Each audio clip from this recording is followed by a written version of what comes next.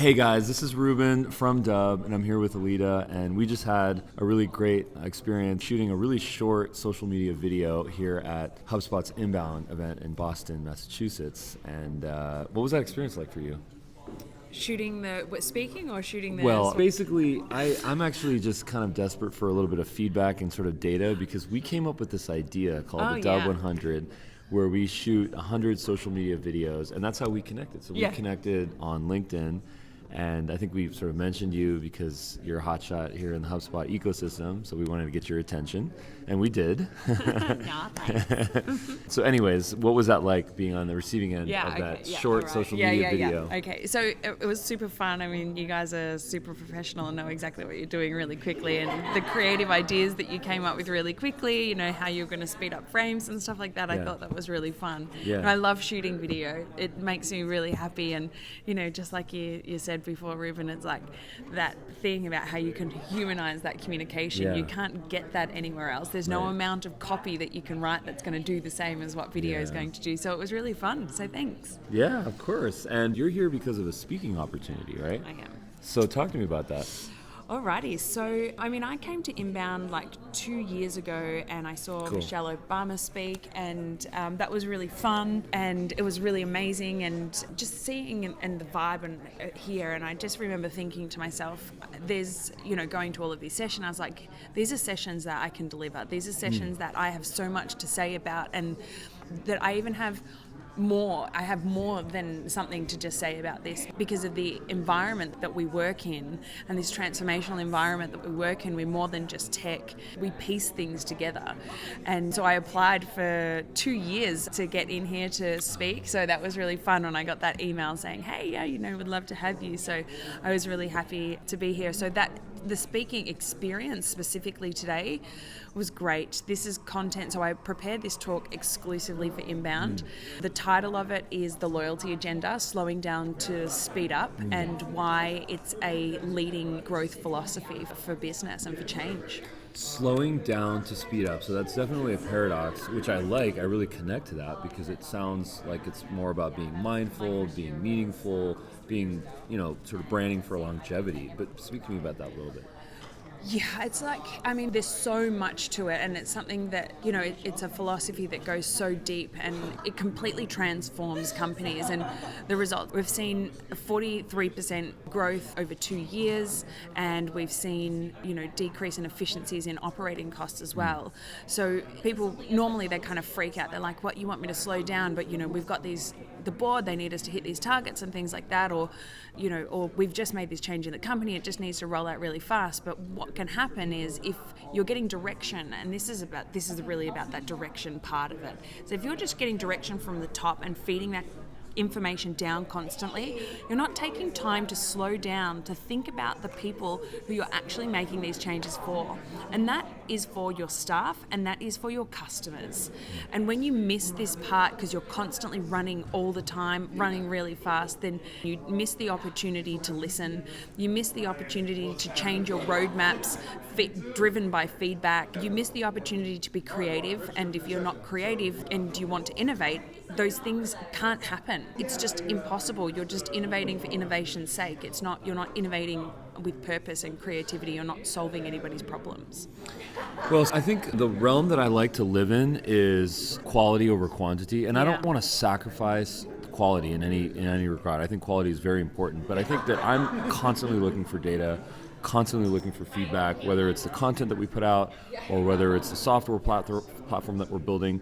But my question for you is, how can entrepreneurs, how can folks that work at great, fast-growing companies, how can they actually pitch the vision of slowing down to speed up? What are some tactical ways that they can do that?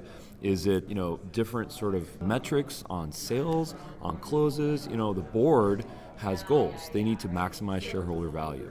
So what is it that we can all do to actually make this much more tactical?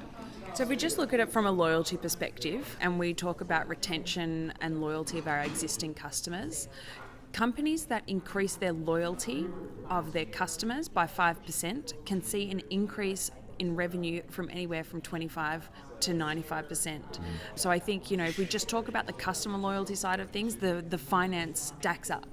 it completely stacks up. Then we can look at efficiencies and return on investment on staffing.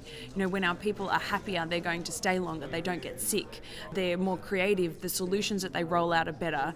So from that operational perspective, then we see that stack up financially as well. And we always say that you need to tie metrics of slowing down in towards financial outcomes. And that's really where people will kind of get mixed up. And that's where they get scared of this, because it does take some courage to adopt this philosophy. Yeah, they really kind of get a bit like, what are we supposed to do? We've got quotas to hit. How can we even slow down? And yeah, I mean, when you look at it from that perspective, I think that the business case stacks up. We see people less sick, we see people happier, our cost of acquiring new staff, our cost of acquiring customers. I even think from another perspective, it costs 5 times more to acquire a new customer than it does to retain an old one. Yeah. So let's look at our efficiencies in our marketing. Right. There's so many different levers that can be pulled to adopt this philosophy that really help to stack up a really successful business case for it. Well, yeah, I mean, I think one of the paradoxes here is that I think there's maybe 2 that I can think of right now, which is, number one is that typically in an employment situation, it's the squeaky wheels, quote unquote, that get the oil, right? So it's the folks that are complaining or that are struggling or that have some sort of an issue. But the high performers, the ones that are doing really well, they might not speak up, right? And they might be putting themselves in a high stress situation where they might get burned out.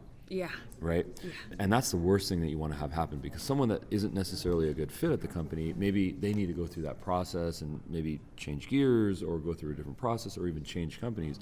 But it's the high performers, sometimes the closers, sometimes the sales staff, also applies to support, marketing, operations, finance, etc. How can we have better metrics to empower folks like that, or folks in leadership positions, to get those more meaningful metrics though?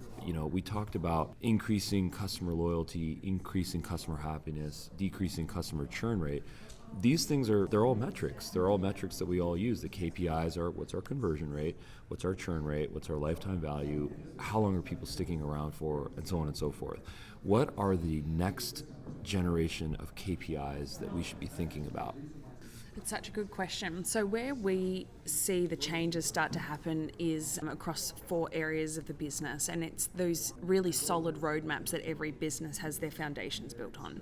There's marketing and communications, there's sales, there's our HR, and there's our team, and then there's our operations roadmap. And when we slow down enough to hear what people are really saying and get their ideas on how to solve their biggest problems in their departments instead of feeding them down strategies, then we start to see real changes across that. So just an example is, the measurement tools.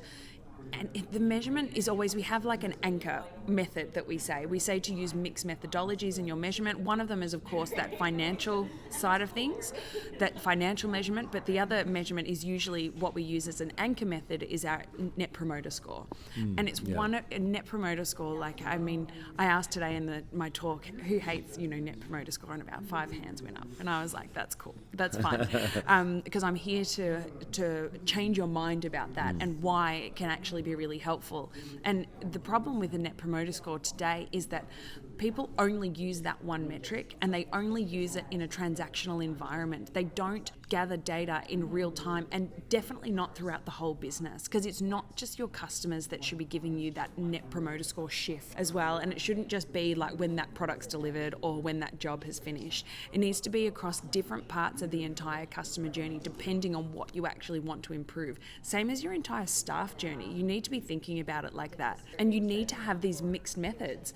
NPS being your anchor method, that's the thing that we're constantly trying to shift. And we need to match it together with other methodologies like our customer satisfaction score or our customer effort score. And I want to also say this about net promoter score is that... You said customer effort score. Yeah. What is that? So let's say that I want to find out, so I know that a key part of customer experience is the returns. So how much effort was it for you to return your product to us for you to get a refund? Very difficult, not very difficult. We want to understand With Dubb, you can easily send your business videos from Gmail, LinkedIn, CRMs, and so many more places, but you don't have to take my word for it. Absolutely perfect. Screen records, landing pages that can really help businesses to grow.